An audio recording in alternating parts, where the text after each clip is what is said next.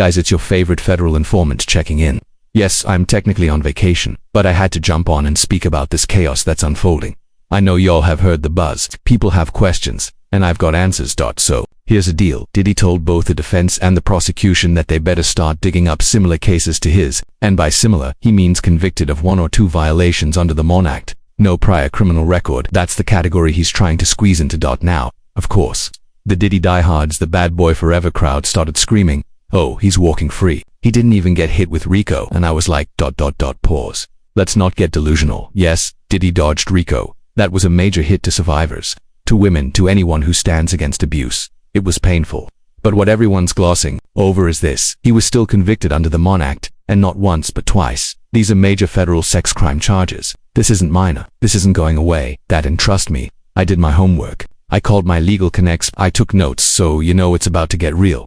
Here's what's interesting. The judge has requested comparable sentencing data for other Mann Act convictions. Sounds routine, right? But it's not neutral. That kind of request usually signals one of 2 things. The judge is weighing a lighter sentence, maybe even parole, depending on precedent. The judge is loading the cannon, making sure that whatever sentence he drops is bulletproof, backed by how similar cases were handled. Now, let's not forget, this same judge already denied bail, called Diddy violent, and said his influence makes him more dangerous, not less.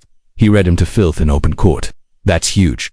The judge also has victim statements on file. Some of those letters paint Diddy as a manipulative abuser who uses wealth and power to control and silence. And let's be honest, judges hate being embarrassed. If Diddy walks out and does something sketchy again, it reflects directly on that court, and I do believe he'll pull another shady move if given the chance. So now you're wondering why ask about sentencing patterns under the Mann Act. Well, from what I've gathered, there are 3 possible angles here. Judicial cover. The judge may feel parole is risky, but wants to look unbiased by asking both sides for precedent. It's a legal shield, future-proofing the sentence. If Diddy appeals later, the judge can say, "I reviewed how others were sentenced for the same thing. Diddy's sentence is in line."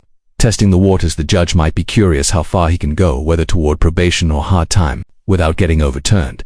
But let's talk about that rebrand. Because Diddy's team isn't just playing legal games, they're trying to silence creators, clean up the narrative, and throw together a Mother Teresa campaign before fall. Think about it. They want us quiet by August, push the PR rehab by September, and maybe by October, they try to walk him into court as some redeemed man, but the judge sees through it. He has access to statements, evidence, affidavits, stuff the jury didn't see, but that he can consider. And trust it's all going into the final decision. Now someone asked me, do you think there's any real shot Diddy walks with just parole? I said no, but let me break it down for the people he hurt, the ones who've been silenced. Because even if the RICO didn't land, even if they said the Cassie case was weak, the Mann Act is no joke, especially when it's tied to violence and patterns of abuse. And remember what Judge Aaron said when Diddy begged for bail. There is a pattern, there is danger, there is influence. Also, the DOJ's watching, the public's watching. The public's watching that. No, this case is a credibility test for the system. Even Maureen Comey said the outcome here could have a chilling effect for survivors everywhere. So bottom line, if the judge has already called Diddy violent, denied bail, and knows he's got the power to manipulate, then letting him walk would make this entire case look like a mockery. Unless something wild comes to light, this judge ain't cutting Diddy a break. What do you think the judge is planning? Now look, this is just my personal take, but hear me out. I think what the judge is doing right now is just covering all legal bases. Doing his due diligence, looking to see if there's any technical wiggle room. But let's be honest, judging by the language already used in court, this judge clearly views Diddy as a serious threat. This request for case comparisons, it's not about mercy. It's more likely to reinforce a sentence he's already got in mind. Unless Diddy's legal team pulls off some miracle, it's looking very unlikely he walks out with just parole. This isn't about leniency. It's about justifying the consequences. Now let's talk about the kind of language that makes parole or probation nearly impossible, and I want to jog your memory for a second. The judge specifically said, Diddy was a batterer. Now listen, that's not casual courtroom banter. That's legal language loaded with weight. That term signals a pattern of violence, not some one-off situation. And when a judge uses that term, it usually means they're treating those claims as credible, possibly even as established facts when considering sentencing or bail.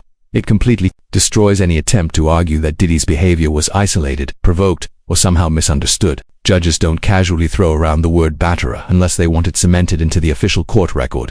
And it doesn't stop there. The judge also stated, your client admitted he is violent and even tried to preemptively enter a batterer's program. Y'all, that's huge. That's not reform, that's damage control. Pre-sentencing moves like that are often seen by judges as last-minute PR stunts, not genuine remorse. And the fact that Diddy knew to but enter a program like that shows consciousness of guilt, kills the whole "this is exaggerated" or "he's innocent" narrative. And if the judge believes that admission was real and not just a publicity stunt, then it fully justifies custodial sentencing over any type of probation or community supervision. And it gets worse that the judge said this type of violence comes fast, without warning. That's a formal finding of dangerousness. That wording signals that the court believes Diddy's behavior is impulsive, escalating, and unpredictable. In legal terms, that's the exact justification judges use to argue for detention, especially during sentencing or bail hearings. It basically says, even if he seems calm now, he could explode tomorrow, and we're not risking that on the streets. That language slams the door on probation. So ask yourself, does this sound like a judge preparing to let Diddy walk? Let's be serious. Even I'm nervous for the Diddy goons. What are they going to do next? Host a vigil? Stand outside the courthouse with a boombox like it's Say Anything? I can't wait to see the clown show unfold. But real talk, based on everything we've heard in that courtroom, it's clear this judge is building a record. A record that says, I don't care how rich, powerful, or famous this man is. He is violent, he is dangerous, and he cannot be safely placed back in the community. He tried to game the system with a PR-friendly batterer program. He admitted what he did, and the judge isn't playing that game. In fact, these exact statements make it legally and politically almost impossible for the judge to later approve parole. Because if Diddy gets released and does anything, if he reoffends or contacts a victim, that's on the judge. That's a headline. This isn't a judge trying to show compassion. This is a judge locking in a legal narrative, violent, manipulative, dangerous. Any future sentence or parole denial, it'll be backed by this exact record. So unless something drastic changes, let's be real, parole or probation is nearly off the table. What we're witnessing is the justice system slowly paving the road to a multi-year sentence, or at the very least, extreme monitoring if he ever walks out. And honestly, after all this, do you really think this judge is doing all this paperwork and stating all this for Diddy to walk free? Come on now. Will Diddy re-offend? That's a whole other convo. Personally, I think he absolutely will. But hey, maybe under Mark Agnafilo's loving protection, Diddy's found a new version of himself.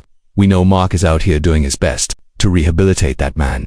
Anyway, y'all tell me what you think in the comments. I'll catch y'all in the next update.